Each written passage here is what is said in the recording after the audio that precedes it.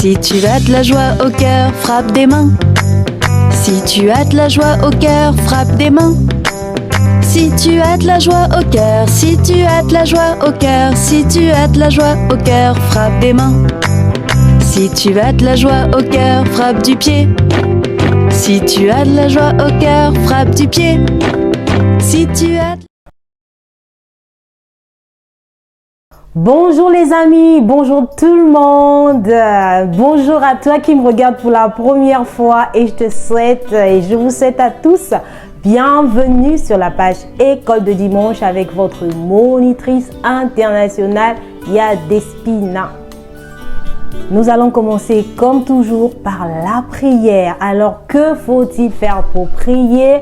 Pour prier, on croise les bras, on baisse la tête. On ferme les yeux et on prie. Seigneur, nous te disons merci pour ta miséricorde.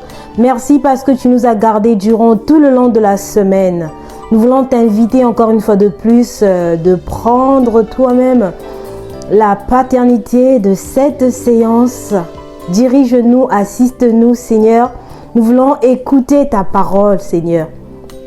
Laisse que tu puisses nous rendre attentifs à l'écoute de ta parole et que tu puisses aussi préparer notre cœur qui va recevoir la parole que tu as à nous enseigner aujourd'hui. Prépare notre cœur et donne-nous de garder ta parole et de la mettre en pratique surtout.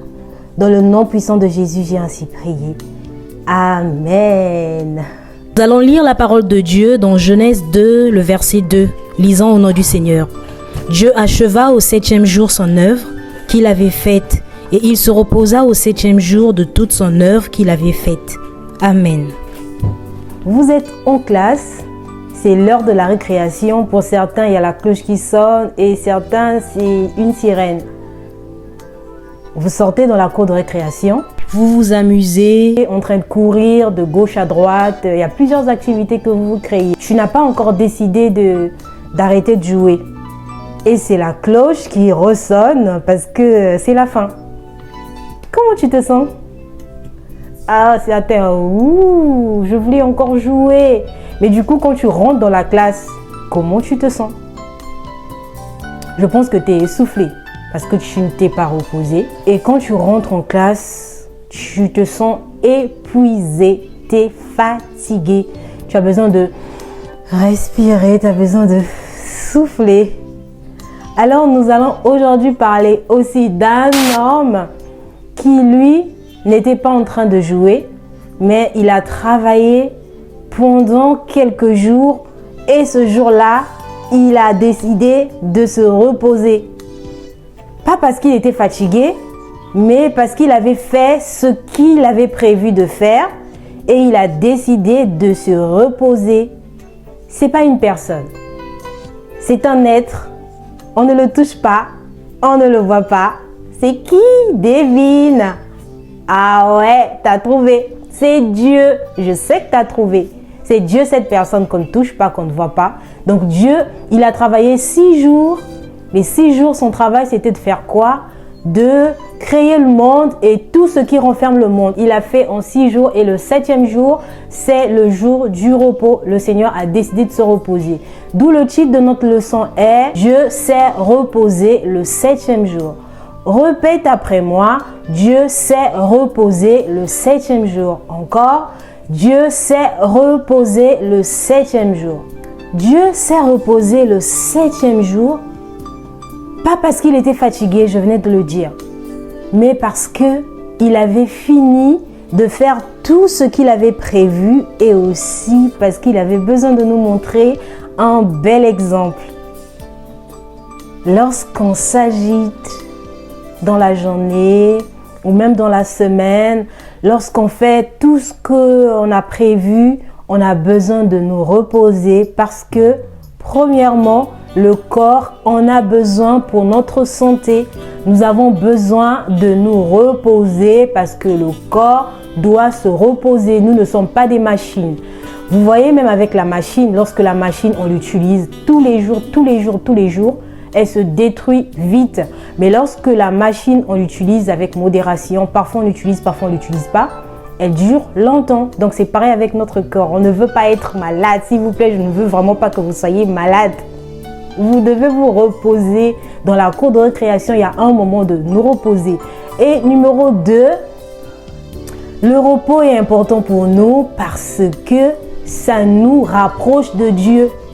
Lorsqu'on joue, lorsqu'on fait, je sais pas ce que vous faites, mais voilà, lorsque nous sommes en mouvement, un moment on peut rester tranquille et contempler ce que Dieu a fait. On reste tranquille un moment et on dit merci Seigneur pour ce que tu as créé. On reste un moment pour dire oh là là, que le ciel est beau, les nuages, waouh. Tu es en train de t'amuser et tu dis Seigneur, merci parce que tu veilles sur moi.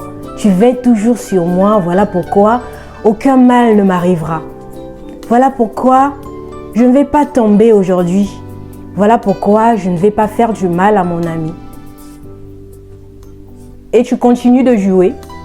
À un moment, à la fin, soit avant, tu dis Seigneur, merci parce que tu as exaucé ma prière. Effectivement, tu n'as pas eu un accident. Parce que vous savez, dans la journée, il y a beaucoup de choses qui peuvent se passer. Les 24 heures, c'est énorme. Beaucoup de choses peuvent se passer. Pas seulement dans la cour de récréation. On ne prévoit pas le mal. On ne prévoit pas le danger. Il est proche, le danger. Il est là, le danger. Donc, le danger peut arriver à n'importe quel moment. Mais lorsque tu es proche de Dieu, il se rapproche de toi et il veille sur toi. Il te garde. Voilà pourquoi, durant toute la journée, on s'amuse, toute la journée, on travaille, toute la journée, on est occupé à faire ci, ça. Mais nous devons avoir un temps de contempler ce que Dieu il a fait, de dire que c'est bon, c'est agréable. Un temps pour nous reposer parce que notre corps en a besoin.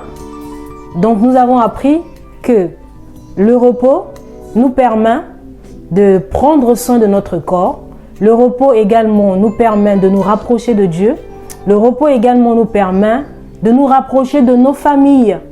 Parce que lorsqu'on est occupé, on n'a pas le temps pour notre frère, pour notre sœur. La famille, c'est ton frère, c'est ta sœur. Tes amis ont besoin de toi. Ta famille a également besoin de toi. Les gens ont besoin de toi. Donc nous devons donner du temps aussi. C'est pour ça que nous devons avoir un moment de repos. Et nous, les chrétiens, nous avons un jour spécial. Vous connaissez le jour spécial, le dimanche. C'est le jour que nous avons pour accorder du temps à Dieu parce que nous partons à l'église. C'est le jour où nous nous retrouvons en famille pour manger ensemble, pour passer des beaux moments avec Dieu et aussi avec notre famille. Je veux que tu répètes ceci après moi. Dieu m'apprend à me reposer. Il m'apprend à lui accorder du temps et à accorder du temps à ma famille. Répète après moi. Dieu m'apprend à me reposer. Il m'apprend à lui accorder du temps et à accorder du temps à ma famille. Très bien les amis.